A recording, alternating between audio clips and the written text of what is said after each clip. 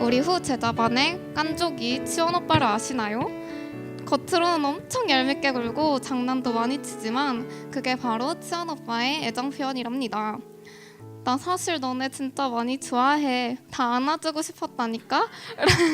라고 수줍게 말하곤 도망가는 츤데레 치원 오빠.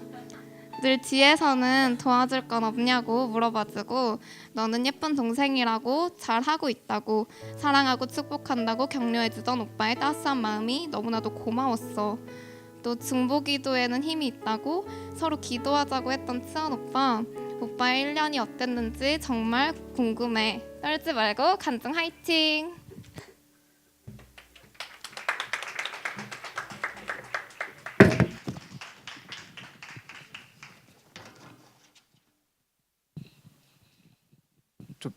BGM 좀 깔아주시면 감사하겠습니다. 네, 감사합니다. 안녕하세요. 저는 썬데이 크리스천 최치원입니다.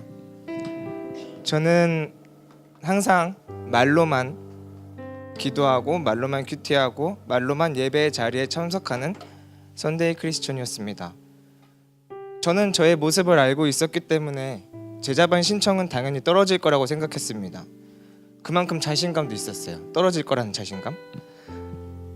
그만큼 저의 일상은 너무나도 무너져 있었고 누가 보아도 그리스도인처럼 보이지 않았습니다. 특히나 전역 후에 많은 사람들에게 크고 작은 상처들을 많이 받았습니다.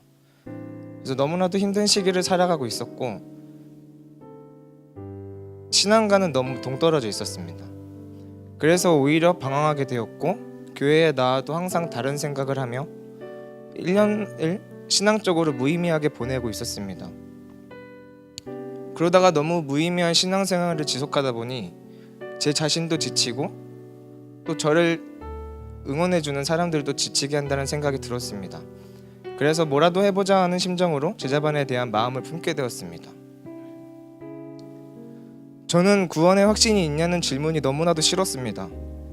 항상 모른다고 대답을 했기에 남들은 저 제자 훈련을 권했었고 훈련 가운데서 하나님과 가까워지라는 조언들을 많이 했습니다. 이 질문이 싫었던 이유는 다른 사람들은 진심이던 거짓이던 한 가지를 분명하게 말하는 사람들이 많았습니다. 하지만 저는 거짓말은 하고 싶지 않았고 저의 신앙생활의 노력을 보아 못 받았다고는 말하고 싶지 않아서 그랬습니다. 그러다 제자반 면접 중에 목사님께서 구원의 확신이 있니라고 물어보셨을 땐 저는 항상 그랬듯이 모르겠다고 대답하였습니다.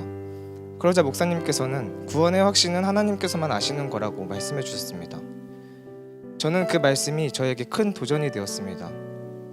그렇기에 나는 모르지만 내가 하나님을 닮아가려 노력한다면 하나님께서 나를 봐주시지 않을까 하는 생각에 제자반에 대한 마음이 더욱 커지게 되었습니다. 그래서 시작을 하게 되었고 또 제자반을 시작한다니 주위의 학년 친구들, 사역 공동체, 여자친구의 응원으로 힘찬 도약을 시작했습니다. 그렇게 힘차게 도약하고 도전적인 마음으로 시작한 제자반은 당연히 저의 욕심을 채우기 위한 도구였기 때문에 제가 하나님과 가까운 시간을 허락해주지 않았습니다. 오히려 더욱 절망감에 빠져들게 했고 자존심을 바닥을 치게 되었습니다. 하나님과 함께 했다고 생각했지만 저는 여전히 죄인이었기 때문에 제자반 공동체 안에서도 사람들의 좋은 모습을 보면서 저를 깎아내리고 있었습니다. 누구는 뭐를 저만큼 잘하네? 저 사람도 저만큼 하네? 라는 생각을 하면서 저를 구석으로 몰아내고 있었습니다. 1학기가 끝나고 방학을 누리고 있을 때 저는 나는 도저히 못하겠어 하면서 제자반을 그만두려고까지 심각하게 생각을 했었습니다. 나는 여전히 그리스도의 길과는 맞지 않아 분수를 알아야지라면서 그런 생각을 가지고 있던 저에게 누군가가 이런 말을 저에게 해주었습니다. 남들의 좋은 모습을 보며 비교해서 너를 갉아먹지 말고 저의 좋은 모습을 보여줘 라고 말입니다. 하나님께서는 한 사람 한 사람에게 다른 은사를 주셨다. 지금 내가 생각하고 있는 그 남들의 행동들은 그 사람의 생각일 뿐, 그 사람의 성격일 뿐 전혀 너와는 상관이 없다. 너는 그렇지 못한 성격일 뿐 너에게는 너만 가지고 있는 은사가 있지 않느냐라면서요. 그때 저는 또다시 일어설 수 있는 힘을 얻게 되었습니다. 2학기가 시작했을 때 저의 마음가짐은 1학기와는 다르게 저의 은사를 발견하고 하나님을 어떻게 하면 닮아갈 수 있을까라는 마음으로 임하게 되었습니다.